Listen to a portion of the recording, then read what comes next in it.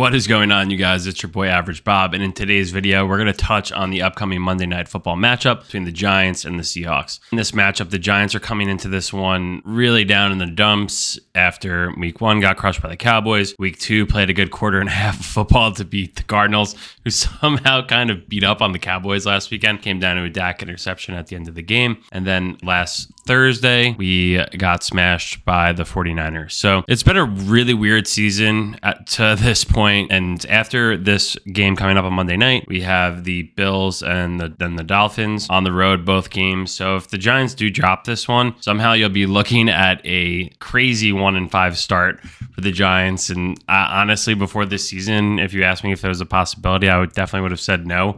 I don't think we would have been looking as bad as we're currently looking right now. Guys are banged up all over the place.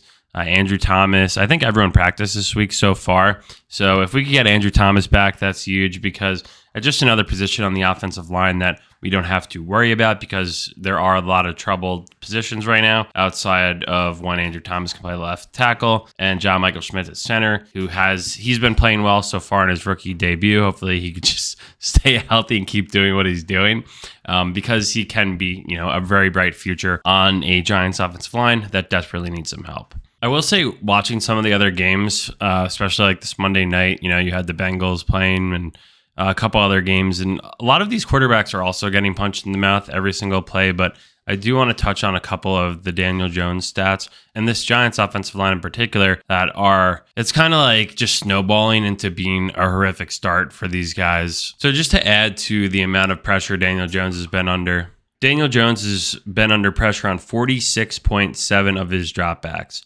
The highest rate in the league. It's pretty much close to 50%, which is just absurd. If half the time you drop back, you're immediately under pressure. This next stat is even crazier. The league average last season was 34%. The Giants have allowed 27 pressures in under 2 seconds, nearly twice as many as the second worst team. 27 pressures in 2 seconds. They're saying, hut, hike, get the snap, 1,000, 2,000. There's already a guy in your face ready to take your head off. It's kind of an unfathomable stat that's kind of where we're at right now. No one's really making plays. Saquon's been out. Rumor has it he's just been practicing, but again, is that someone who's going to want to rush back and risk not being 100% and try to run the offense through him again? So we need other guys to step up. Some guys have been complete bums to start. You're forcing a lot to Darren Waller, and I'm not going to. Daniel Jones hasn't been perfect either, but he's just getting smoked every single pass, and just based on the stats that I just told you, half the time that's coming very, very, very quickly. I think the main point would be, if it wasn't that the offense is so bad, at least we could take solace in the defense being good. But the defense is just as bad. There are no takeaways. There are no sacks. We've had 2 total sacks this year through 3 games. And Wink's whole MO last year was bringing pressure, getting guys to the quarterback creatively. And I don't know. It just seems like more than ever, like the Cardinals game and the 49ers game, these quarterbacks that are playing aren't even the cream of the crop yet. And they have all day in the pocket and they're making plays just look easy on first and second down and that go for first down. So it's just really weird. And I don't know if you guys have felt this way as well, but when we're watching the other team, when we struggle to get a first down, I kind of feel like the guy in Little Giants who's just we gained a yard because it feels like it's so hard to get.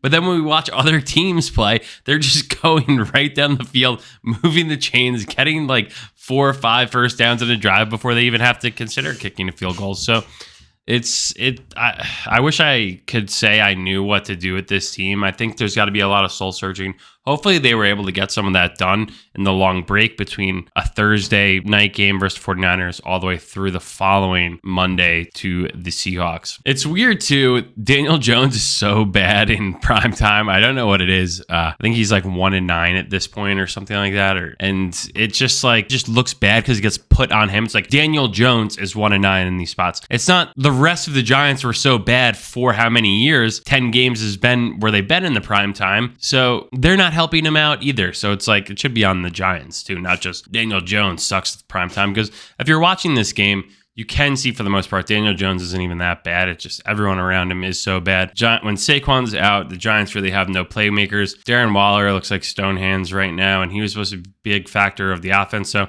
let's see if he could do anything before he inevitably gets hurt. And then you have all of our wide receivers would be pretty good wide receiver threes on other teams. There's no one, when you're watching these other teams play, like, guys get open, guys make plays. We don't have that. I don't know. Like, I would like Joe Shane. Everyone was so high on him on the offseason for all these moves he made. And but I don't know. Maybe we are really, really in the rebuild. And last year we just completely outplayed our expectations. So we should come back to what we thought we were. And essentially that's a rebuilding team. So hopefully we could beat the Seahawks Monday night. Geno. I'm just going to talk about Geno real quick because I kind of despise Geno for a multitude of reasons. One of them being that he ruined Eli's Iron Man streak a couple of years ago when McAdoo was also kind of a piece of shit and a massive liar because he had said that he wanted to draft Mahomes after he was fired. It was just like, yeah, Mahomes is finally good, and now you said you wanted to draft him. Like, that's the biggest lie I've ever heard, And then he put Geno in to start over Eli, and obviously Geno's a competitor, probably wanted to play in that game, but it was just a stupid boneheaded decision that I can't even believe. Like, no one in the front office intervened and just said no. And why I also don't like Geno, especially last year, a thing with the Seahawks, similar to the Arizona Cardinals, the whole media, the entire offseason, they pick a team that say, this team is going to stink. They're going to have absolutely no chance. They're not even going to play in a single competitive game. They're going to have the first round pick. Last year was the Seahawks, and the Seahawks actually played way better than anyone thought they would. They had a pretty good season with the guy who hadn't played. Because Geno didn't play for such a long time, the media said, how could we course correct that we were so wrong on Geno being serviceable and this team being good? Oh, let's make Geno Smith the first comeback player of the year to win this award who is not coming off an injury. And why that really pissed me off is because it was complete media driven. Saquon should have won the award. We all know that, especially us who had money on it that really would have benefited financially from that. So Saquon deserved it. And then at the end of that, the third person who was up for that award was McCaffrey, who got traded from a dog shit team to one of the best teams in the league. So how is that a comeback? Like, it's like, I don't even know what that would equate to. Like, I don't know, LeBron getting traded to Golden State. Like, how is he a comeback player of the year? He was already good.